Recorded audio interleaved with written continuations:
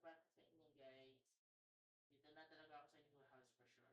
I cannot tell you location is confidential to. Okay? First of all, sabihin ko sa'yo na alam mo kasi si si Steam hindi na a-update sa Arma 3. Okay? Parang inubos ang oras nila sa paglalaro ng Arma 3. Okay?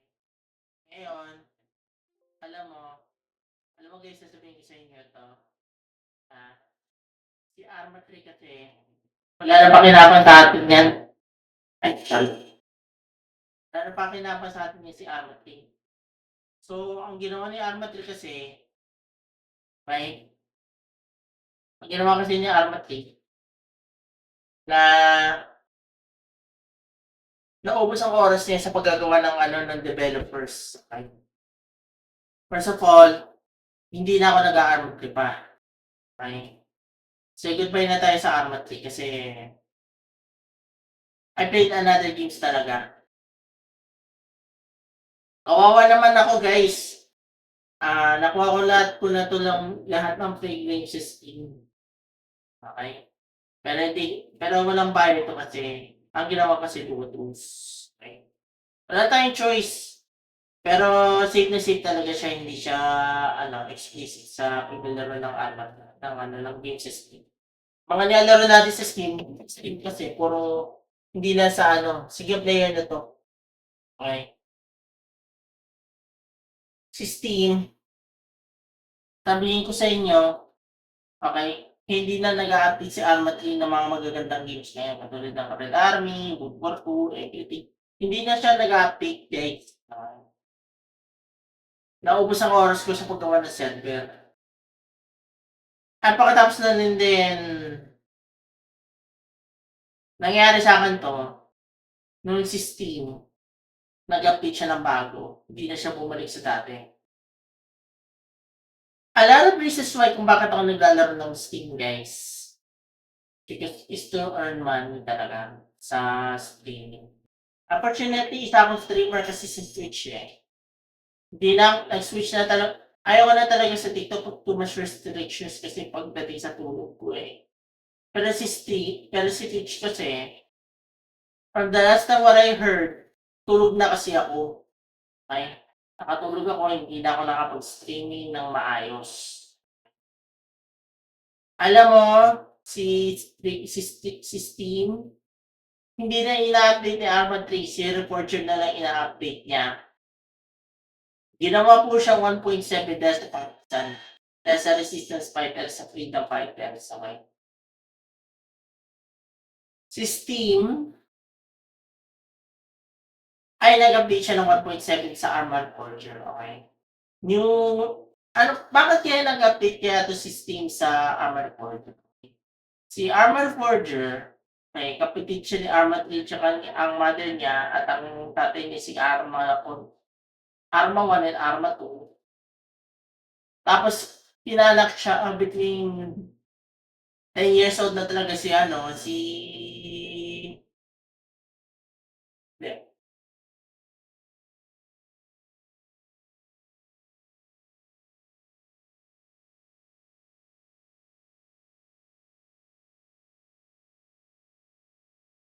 Mahigit na kasi yan. Alam mo, umabot siya ng 10 years si Arma 3. Okay? 10 years before, umabot na si Arma 3, ilang taon na kasi siya? 17 years old na si Arma 3. Okay? Ano ba? Okay. 11, 12, 13, 14, 15 years na si Arma 3. Okay? 16 years old na talaga si Arma 3. So, ang ginawa ni Arma 3 kasi, okay?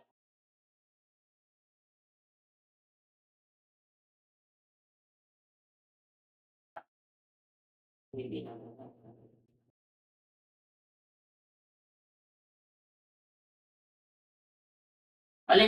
Bali, siya, 13 years old na si Arma 3. Okay? Once si Armor Reforger, ang bata-bata pa, dun siya didevelop. Isinilang siya mula kay Armor 1, Armor 2. Pagkatapos si Armor 3, ang big brother niya, at pagkatapos nun, si Armor Reforger naman, so that means, si Reforger na kasunod si kay Armor 3. Okay? Tapos ang susunod, ang pinaka main anak niya, ang susunod niyang pinakabunso niyang anak si Amako. Okay? Itong 2027, born na siya eh. Pinanak si Amako, pero nasa alpha beta release siya. So, kailan lalabas si Armor guys? Okay. Yan si Armor. Ay, sorry. Nakano mo na yata ano to yun. Si Armor 4, ang release niya, 2027. That is 30 years old na ako. Okay? Itong year na to, this will be the next year of 2027. I-release si Armor 4. Pero bago mo na yun, i-release na lang niya si GTA 6 at saka si Call of Duty, Call of Duty Modern Warfare 4. Okay? Itong, na to. So, si Arma 4 will be 2027 na siya i-release. Estimated time will be 2027 na siya matatapos. Ang dami pang reason kung bakit gusto niya si Arma 4. Ang ganda ng graphics, huge maps, at saka magandang roleplay, ganyan. Magagandang nilalaro mula kay Reforger. Alam mo si Reforger, isa siyang Ngayon, chinek ko siya sa ChatGPT. So, chinek ko si ChatGPT. Arma Reforger and Arma 4. What is the difference between them?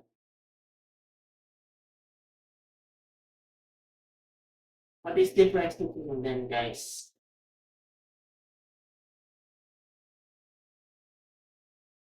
So, the reason why kung bakit